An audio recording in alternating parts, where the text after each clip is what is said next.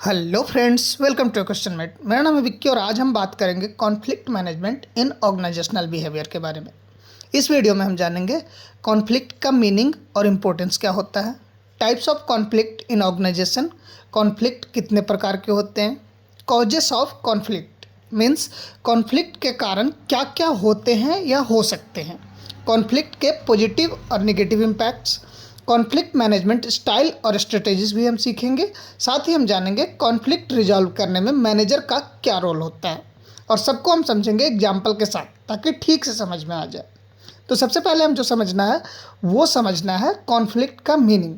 Conflict का मतलब है जब दो या दो से ज़्यादा लोग या ग्रुप के बीच किसी बात को लेकर डिसएग्रीमेंट या क्लैश ऑफ इंटरेस्ट हो, उसको ही कॉन्फ्लिक्ट कहा जाता है। सिंपल सी बात है, एक ऑर्गेनाइजेशन में अलग अलग बैकग्राउंड के लोग होते हैं, उनकी सोच, वैल्यूज, गोल और प्रायोरिटीज़ भी अलग अलग होती हैं। इसी वजह से कॉन्फ्लिक्ट होना बहुत नेचुरल है और अनअवॉइडेबल है। एग्जाम्पल से समझे तो एक एम्प्लॉय चाहता है कि प्रोजेक्ट को फास्ट डिलीवर किया जाए, लेकिन दूसरा एम्प्लॉय इंसिस्ट करता है कि क्वालिटी कॉम्प्रोमाइज़ नहीं होनी चाहिए। तो दोनों के लिए व्यू पॉइंट्स क्लैश करते हैं और कॉन्फ्लिक्ट हो सकता है। मतलब एक चाहता है कि जल्दी काम करके ख़त्म करके डिलीवर कर दिया जाए, लेकिन दूसरा चाहता है कि धीरे धीरे काम हो लेकिन हम क्वालिटी डिलीवर करें। अपनी अपनी जगह दोनों सही हैं, लेकिन यहाँ पे उनके क्योंकि मतभेद है तो उसी को कॉन्फ्लिक्ट कहा जाता है। कॉन्फ्लिक्ट को मेनली 4 कैटेगरीज में समझा जाता है। Types of conflict in organisation. इनमें सबसे पहला आता है इंट्रापर्सनल कॉन्फ्लिक्ट, अपने अंदर का कॉन्फ्लिक्ट। जब एक इंडिविजुअल खुद के ही डिसीजन या डिज़ायर में कंफ्यूज होता है तो उसे इंट्रापर्सनल कॉन्फ्लिक्ट कहा जाता है। इसमें 3 सब टाइप्स होते हैं। सबसे पहला आता है अप्रोच कॉन्फ्लिक्ट। जब 2 पॉजिटिव चीज़ें अवेलेबल हैं और एक चूज करना हो तो वहाँ पे मुश्किल होती है और उसमें जो क्लैश होता है उसी को अप्रोच कॉन्फ्लिक्ट कहते हैं। एग्जाम्पल से समझे तो एक ऑप्शन है प्रमोशन एक्सेप्ट करने का और दूसरा ऑप्शन है बेटर कंपनी में शिफ्ट करने का। तो ये डिसीजन दोनों ही सही है, लेकिन कौन ज़्यादा सही है इसको चूज करना जो कॉन्फ्लिक्ट होता है वो अप्रोच कॉन्फ्लिक्ट कहलाता है। दूसरा आता है अवॉइडेंस कॉन्फ्लिक्ट। जब दोनों ऑप्शन निगेटिव हो और एक को चूज करना ही पड़े तो वो अवॉइडेंस कॉन्फ्लिक्ट होता है। एग्जाम्पल से समझे, या तो हमें बोरिंग जॉब में टिकना होगा या फिर अनएम्प्लॉयड रहना होगा। दोनों ही निगेटिव ऑप्शन है, लेकिन एक को चूज करना ही पड़े तो वो अवॉइडेंस कॉन्फ्लिक्ट होता है। तीसरा होता है अवॉइडेंस कॉन्फ्लिक्ट, जब एक ही ऑप्शन में प्रॉज और कॉन्स दोनों हो। एग्जाम्पल से समझे तो हाई पेइंग जॉब लेकिन ज़्यादा स्ट्रेस और वर्कलोड हो तो ये अवॉइडेंस कॉन्फ्लिक्ट होता है। तो ये 3 टाइप के इंट्रापर्सनल कॉन्फ्लिक्ट थे। अब हम समझते हैं इंटरपर्सनल कॉन्फ्लिक्ट। 2 लोगों के बीच में, जब 2 इंडिविजुअल के बीच में क्लैश होता है, जब 2 इंडिविजुअल के बीच में मतभेद होता है तो उसे इंटरपर्सनल कॉन्फ्लिक्ट कहते हैं। Mostly differences in option, attitude, values या वर्किंग स्टाइल की वजह से होता है। एग्जाम्पल से समझे तो एक टीम मेंबर चाहता है कि काम डिटेल्ड हो, दूसरा चाहता है कि काम जल्दी ख़त्म हो जाए, शॉर्ट में काम निकालना चाहता है। तो ये दोनों के बीच में मतभेद है और इसी को इंटरपर्सनल कॉन्फ्लिक्ट कहते हैं। तीसरा आता है इंटर ग्रुप कॉन्फ्लिक्ट, ग्रुप के अंदर। इंट्रा ग्रुप कॉन्फ्लिक्ट, ग्रुप के अंदर का कॉन्फ्लिक्ट। एक ही टीम के मेंबर के बीच में डिसएग्रीमेंट होता है तो वो इंट्रा ग्रुप कॉन्फ्लिक्ट होता है। एग्जाम्पल से समझे कि मार्केटिंग टीम के कुछ मेंबर सोशल मीडिया एड्स के फेवर में हैं और कुछ ऑफलाइन कैंपेन चलाना चाहते हैं, तो ये इंट्रा ग्रुप कॉन्फ्लिक्ट हुआ। वहीं इंटर ग्रुप कॉन्फ्लिक्ट यानी ग्रुप के बीच में 2 अलग अलग डिपार्टमेंट या 2 अलग अलग ग्रुप के बीच में जो कॉन्फ्लिक्ट होता है वो इंटर ग्रुप कॉन्फ्लिक्ट होता है। एग्जाम्पल से समझे तो प्रोडक्शन टीम बोलती है कि डिले सेल्स टीम की वजह से हो रही है और सेल्स टीम बोलती है कि प्रोडक्शन स्लो है इसीलिए सेल्स नहीं हो पा रही है। तो ये इंटर ग्रुप कॉन्फ्लिक्ट है। अब हमें समझना है कॉन्फ्लिक्ट के पीछे का रीजन क्या होता है, causes of conflict in organisation. तो इनमें सबसे पहले हमें जो समझना है वो है कम्युनिकेशन गैप। अगर इन्फॉर्मेशन क्लियरली पास ना हो तो मिसअंडरस्टैंडिंग होती है जिसके वजह से कॉन्फ्लिक्ट होता है। एग्जाम्पल से समझे तो अगर मैनेजर ने क्लियरली इंस्ट्रक्शन नहीं दिया तो टीम गलत डायरेक्शन में काम करेगी और इससे मैनेजर और टीम के बीच में कॉन्फ्लिक्ट होगा। वैसे ही डिफरेंट गोल और प्रायोरिटीज़ की वजह से भी कॉन्फ्लिक्ट होते हैं। हर डिपार्टमेंट अपने गोल को ज़्यादा इंपॉर्टेंस मानता है। एग्जाम्पल से देखें तो फाइनेंस कॉस्ट कंट्रोल करना चाहता है लेकिन मार्केटिंग ज़्यादा बजट मांगता है, क्योंकि उसे मार्केटिंग करनी है तो ज़्यादा सेल करना है। फाइनेंस वाला बोलता है कि हमें कॉस्ट कटिंग करनी है, तो इसलिए दोनों के बीच में कॉन्फ्लिक्ट हो सकता है। वैसे ही स्कार्सिटी ऑफ रिसोर्सेस, जब रिसोर्सेस लिमिटेड हो और कंपटीशन ज़्यादा हो तो उसमें भी कॉन्फ्लिक्ट होता है।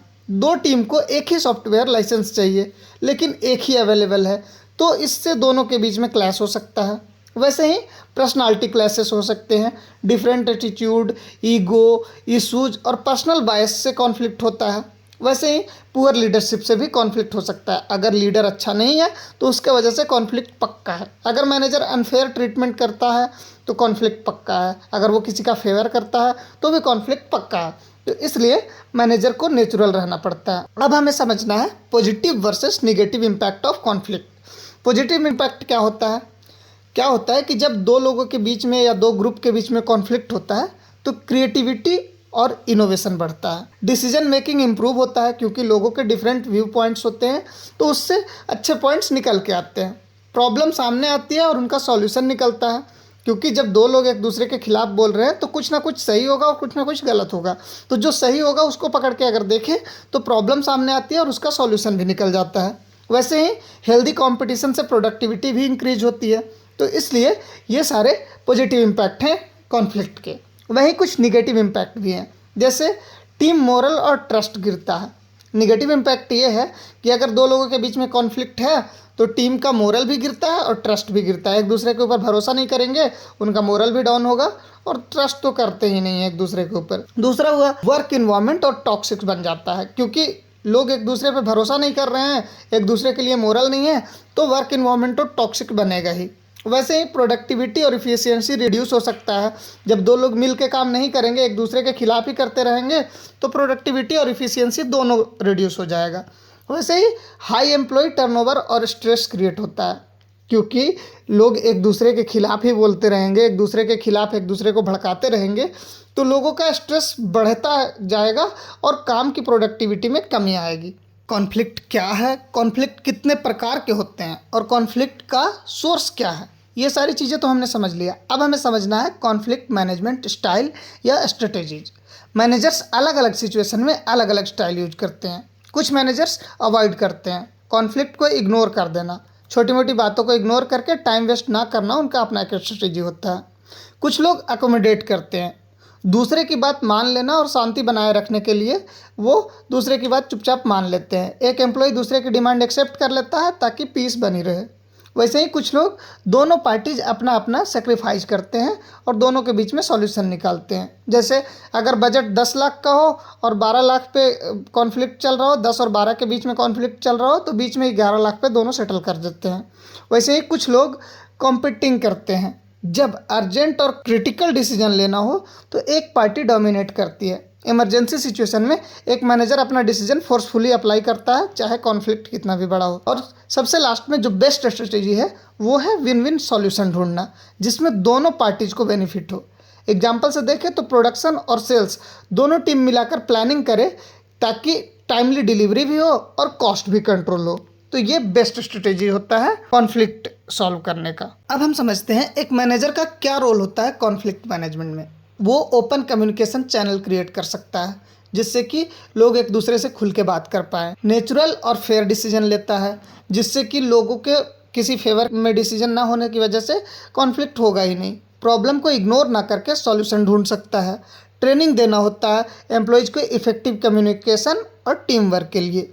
हेल्दी इन्वायरमेंट बनाए रखना जिसमें कॉन्फ्लिक्ट कंस्ट्रक्टिव हो। एक स्मार्ट मैनेजर कॉन्फ्लिक्ट को प्रॉब्लम नहीं बल्कि ग्रोथ अपॉर्चुनिटी समझता है और उसके अकॉर्डिंग उसको यूज करता है। सो फ्रेंड्स, कॉन्फ्लिक्ट एक नेचुरल पार्ट है ऑर्गेनाइजेशन लाइफ का, लेकिन अगर उसे प्रॉपरली मैनेज किया जाए तो कॉन्फ्लिक्ट क्रिएटिव, इनोवेशन और टीम वर्क का रीजन बन जाता है। इसलिए एक गुड मैनेजर के लिए कॉन्फ्लिक्ट मैनेजमेंट एक मस्ट हैव स्किल है। सो फ्रेंड्स, आज हमने कॉन्फ्लिक्ट मैनेजमेंट को प्रॉपरली समझ लिया है। अगर आपको वीडियो अच्छी लगी हो तो लाइक कीजिए, चैनल को सब्सक्राइब कीजिए और कमेंट में बताइए कि आपके पास सबसे ज़्यादा कॉन्फ्लिक्ट कौन सा होता है।